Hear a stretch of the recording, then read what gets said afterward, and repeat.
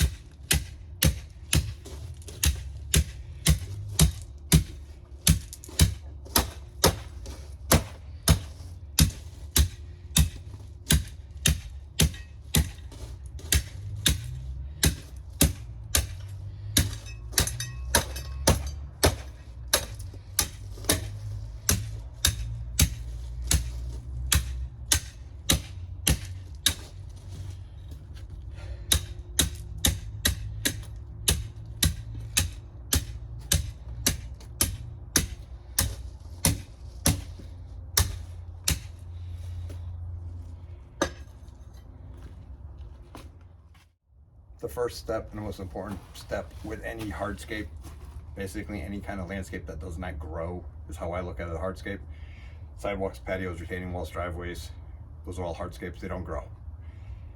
The most important step is not the bluestone, it's not the pavers, it's not the asphalt or the concrete, it's what's underneath. So as you saw, I just compacted this whole base material with hand tamp. It's clean stone, 3/4 clean stone. And stone, I do believe, has a natural compaction rate when you dump it right out of a truck of roughly 90% if it's in a confined space. So being that this has four walls all around it, just when you dump it in there, it gets to almost a 90% compaction rate. When I originally installed this a year ago, I actually did hit it with a small vibratory plate compactor just to get it settled in, and it did not go down. It probably went down 1/8 of an inch. It just shifted all the rocks around. So it sat for a year, and I just hit it with a hand tamp, and as you can see, it didn't move. Yeah, the top pebbles moved to the side, left, right, but it did not go down for the most part. So the next step is to pick my first stone and prep that. Okay, here you can see the bluestone treads that I'm going to be using. These are repurposed from an old job that I took them off. I don't remember, it was years ago, but we switched it out with the homeowner.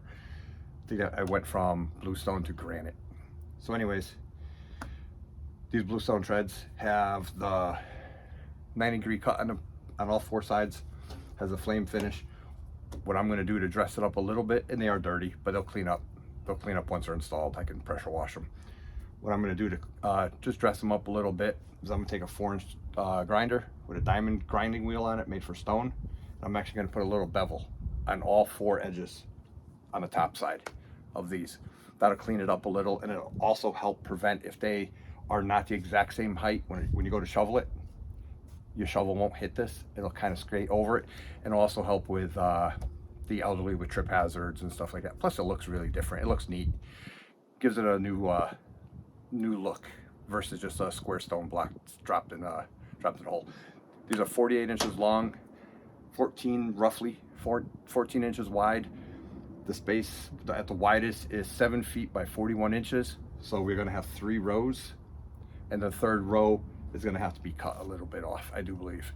So because we have to leave gap, a little bit of gap in between each stone. You gotta remember, stones are natural products there. So if you get 1.25 inch stone thick of this, every single stone is not gonna be 1.25 inches. It's gonna be 1.25 inches. It's like 1 inch to 1.5 inches to 2 inch thick. It comes in variations. So when you go to the yard, if you want exact thickness, you're gonna have to sit there, if they let you, and hand select with a tape measure every single stone. It does make it a lot easier. So you try to select them, especially when you're doing a larger job, you try to select them as close to the same as possible. That way it makes your setting time a lot easier. So let me get set up to start grinding. The first one, I don't have to cut to length. The first one's gonna be long. It's gonna be the full 48. The second one I'm gonna cut because I wanna stagger my joints. So let's get this one ground all 4 corners, edges, bevel down, give it a little curb appeal. Okay, before I get started, let me show you, I got my little DeWalt 4-inch grinder, 4.5 inch grinder, and I have a special cup wheel that's made out of diamond. And what I'm gonna do is bevel this edge. Make sure you have a top and the bottom's the bottom. The tops are flame finished most of the time, and you cannot let this sit still. So you try to do it as long as swipes as possible each time, because otherwise you get a gouge in it.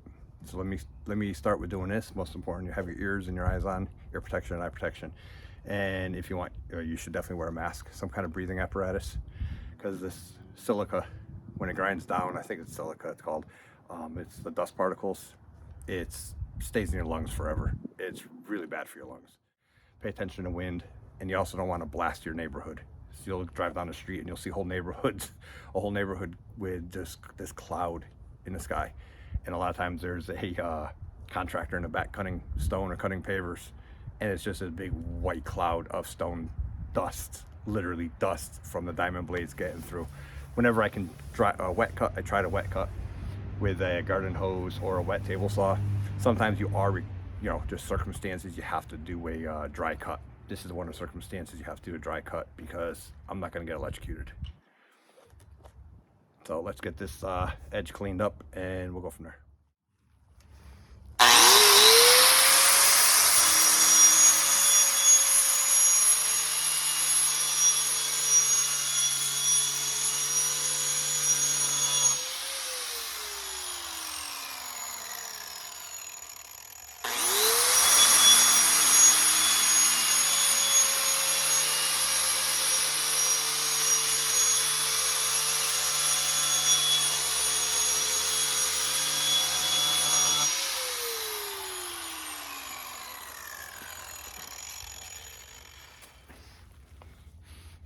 Okay, there you see I did 2 light passes, and that's really all you really need. Most important thing is don't ever stop once you start moving it, because you will immediately suck right in there and make a big hole, make a divot. Bluestone's a very soft stone, so you got to be really careful when you're working with it, and it does break. Can't really drop it in a chip, and you're gonna waste a $100-something piece of stone. Good treads, new from the supply yards, are probably $15 a square foot. And if you do the math, this is 4.5 square feet. So you're talking, well, I don't know, do the math. I'm not a mathematician. But anyways, but yeah, so let me rotate this stone, and I'll do actually I could do the short sides with it in this position, and then I'll rotate it and do the other long side. So, oh, the other thing I forgot to mention is, if you're working at a customer's house or even your own house, make sure your windows are closed when you're doing something dry cut like this, because that dust has a habit of going everywhere. All right, let me get started. Let me get going on the rest of these corners.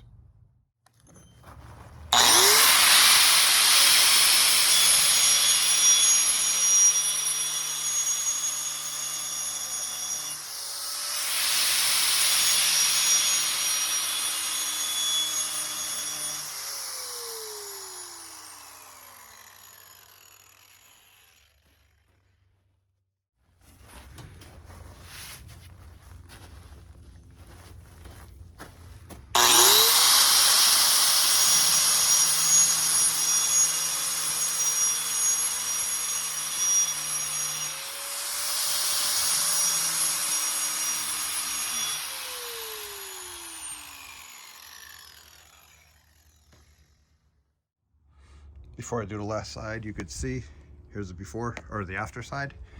Yeah, let's see right there. And that is the before side. Very plain, not so fancy. So we're gonna give the whole thing this. This will darken up with this in time. This is just natural clean stone. If you wash this, this will get pretty darn close to this color. When you wash it, pressure wash it, that's just mold and algae growing on it. So let me get the last side done and we'll set the first stone.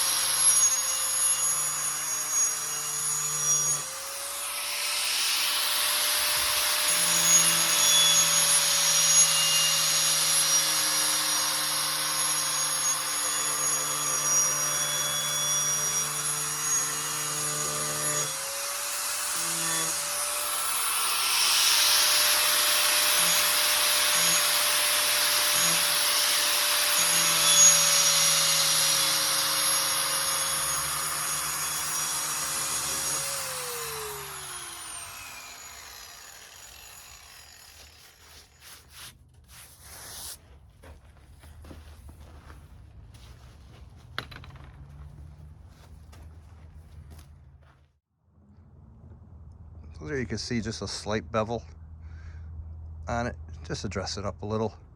I'm not going to show you me grinding all 6 stones, so just want to show you how I did this one. All the rest are the same. So there, that's the whole stone. Let's get it installed. Okay, the next step you want to do is make sure your base is ready to go. Don't forget, you don't want your stone higher than your outside edge. You don't want a trip hazard, and you kind of want the water to run off. So you don't want this to be the low spot. So even though it's backfilled with stone, you want to prevent as much water from possible to get it in there. All right, so the next step is, you saw me compact it with a hand tamp. It settled for a year, which is an overkill, but that's the best way to do it. Vapor barrier up against the house. This settled. I hit it with a hand tamp just to make sure everything was settled. Now what I'm going to do is my stone is cut and prepped. So now what I'm going to do is I'm actually going to take a trowel, just a regular cheap concrete trowel, and I'm going to make sure there are any high spots or low spots, kind of level it off as best as I can to get it close. Once I do that, then I'm going to carry the stone over here, and the stones are heavy, so you don't want to be picking them up and putting them down too many times. But it's not a one and done. You're definitely going to be picking that stone up and moving it a few times. It's a large stone. The larger the stones, the heavier they are, and it seems the more you got to move them. So that's the look I'm going for, and let's get the first stone installed.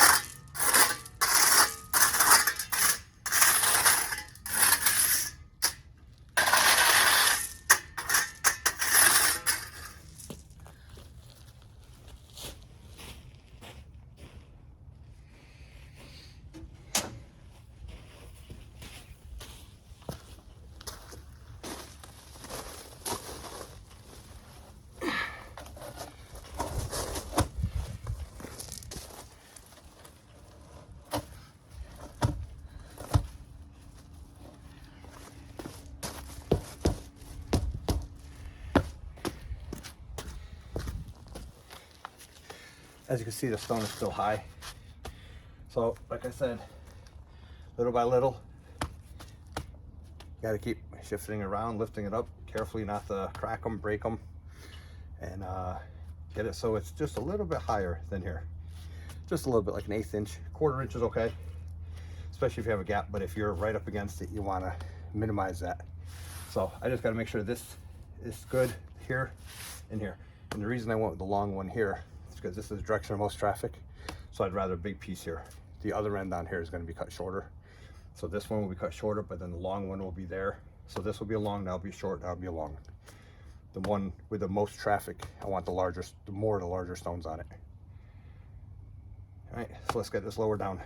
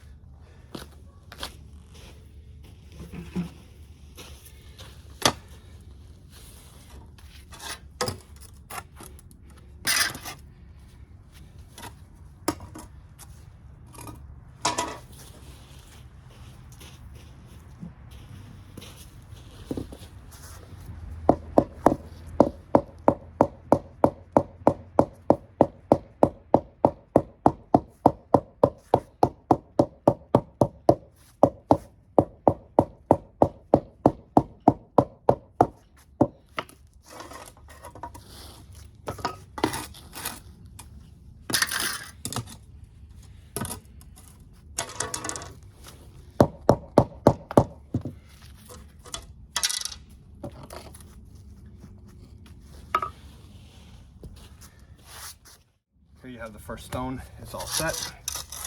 I got about a little 1/16 to 1/8 inch gap underneath here. This is about a 1/16, and that means I had definitely have my pitch coming this way, and it's flush there, flush there. So now I know I'm not having any standing water on this spot right here. So the next step is to cut a piece for this end. This end's not going to be a full 4 foot. Like I said, that's going to be approximately a 3 foot piece down there. So the whole length is 7, and this is 4 foot roughly. So I got to measure, cut, and leave a little gap here. You want the bluestones right up tight, because as a frost heave, or these shouldn't frost heave because they're on stone, but if they do frost heave, what will happen is they'll start chipping. So you always, with natural stone, you leave a little gap, 1/4 inch, 1/2 inch, depending on the look you're going for. So I got about a 1/4 inch gap all the way around. So next step is a short one for there, and whatever size I cut that one, I'm gonna cut that one. But what I'll do is I'll cut this short one for back here, in this back corner, and I'll put a long one, and I'll work this way with a long one, then I'll cut a short one for here. Then I'll put a long one in there, notching it if needed around there. And then a short one at the end over there. So I have 2 short ones here, 2 short ones there, 2 long ones, 1 long one. Did I say that right? 1 short one on this side, 2 short ones on this side, 2 long ones starting on this side, 1 long one in the middle on that side. That's the look I'm going for. All right, so I'm not gonna bore you. Let me cut the next stone, I'll grind it, and I'll get ready to set it in place.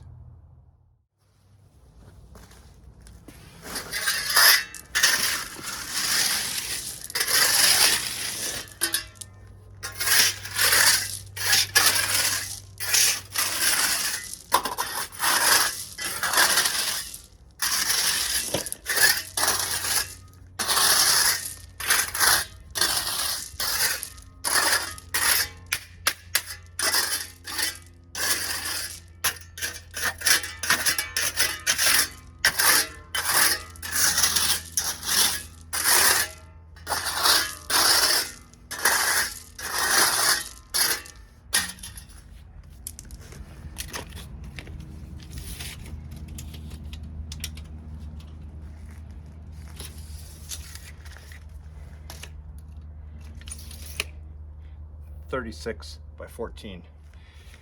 The opening. Opening's 36 and a half. I'm gonna cut it 36. And I'm gonna make sure the next stone is also 14 inches. Right there.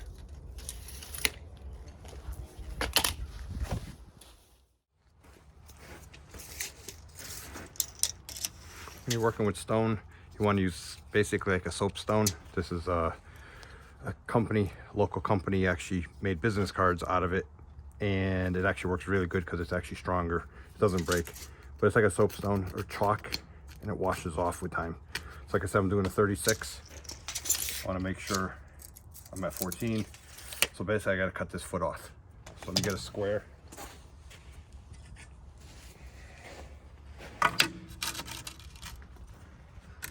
Okay, double check my measurement, make sure I'm 36, as you can see, right at 36. I'm keeping this side, so I'm gonna make my cut here.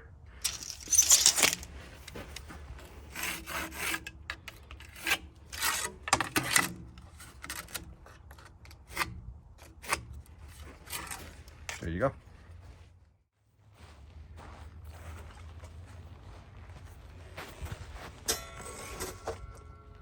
Okay, to cut this, any kind of stone or paver, I'm gonna use my steel chop saw with a diamond blade.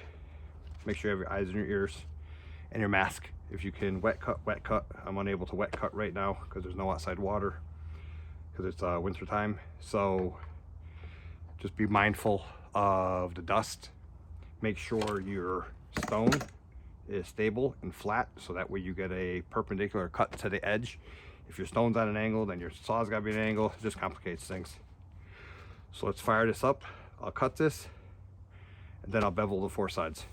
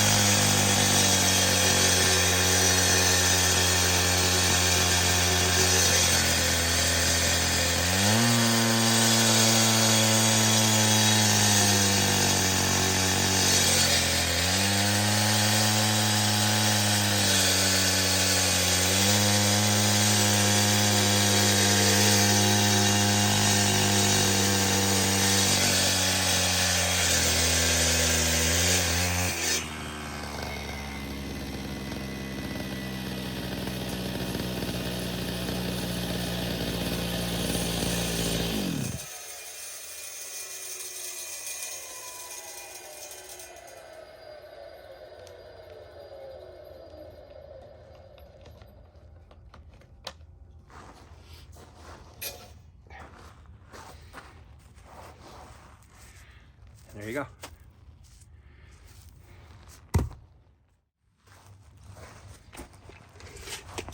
Confirm my cut is good, right at 36.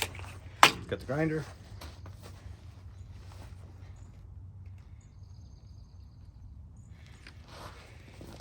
It's a good idea when you use these grinders. You put them down, put them this way. It if this accidentally kicks on or whatever, you trip on it, and that happens, it's going across. It's going flying across the room. I have a big scar on my leg right here from that happening. It actually grabbed my pants and went right through the pants and burnt my leg. It doesn't cut, it burns because they're diamonds. They're really small. All right, so I'm gonna grind all 4 real quick.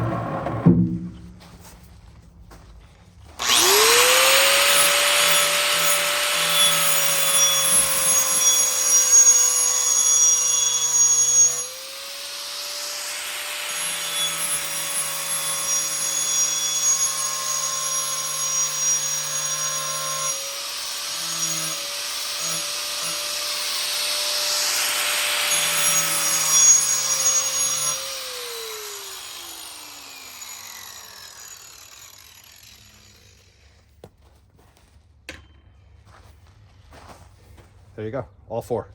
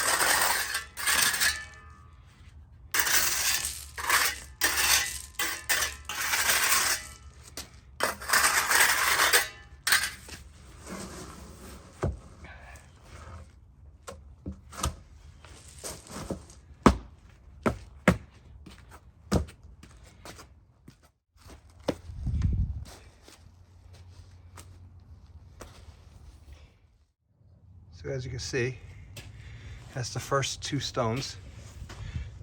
You try to get them as close as possible. Let's move the hammer handle. You try to get those 2 over there as close as possible. Like that. So that's the first 2 stones. So now I'm going to do a long one here because I don't want a line here. So the next seam is going to be here. So I'll put a 4-foot one here, a 3-foot, a 4.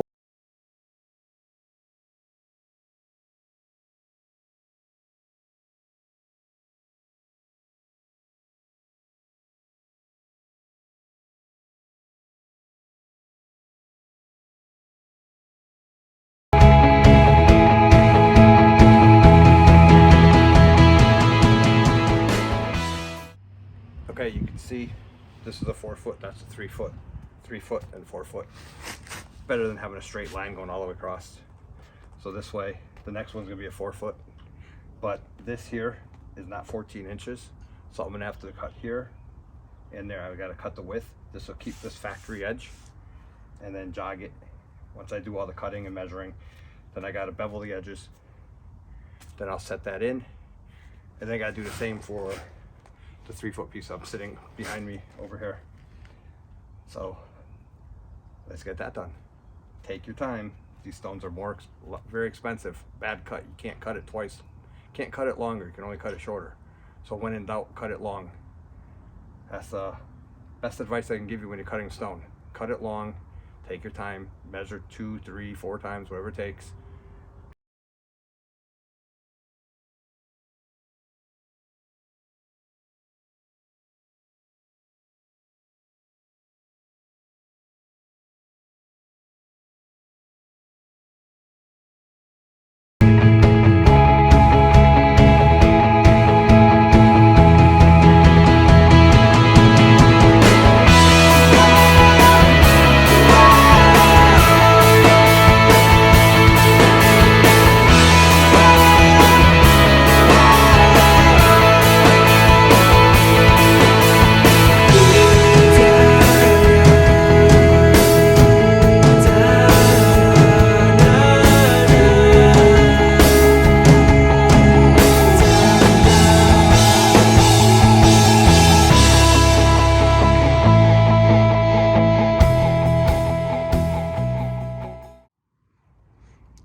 The one on the right is done, beveled and cut. I'm gonna do the one on the left over there.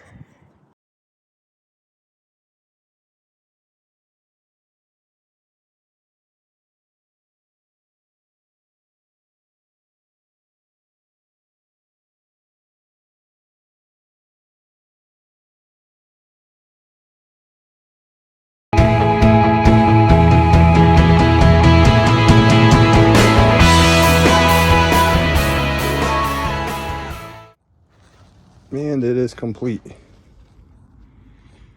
Big difference. Once it's washed off with the rain, it'll look just like new.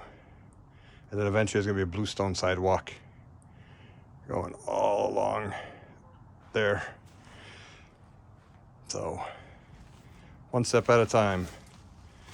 But you could see, let me take you off wide angle. All the edges are beveled.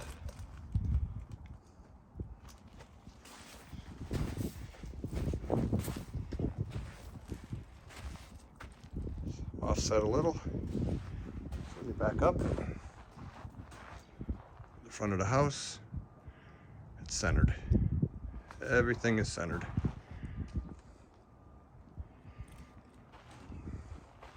And there you have it. Cutting bluestone or inlaid bluestone in a retaining wall step. Don't forget to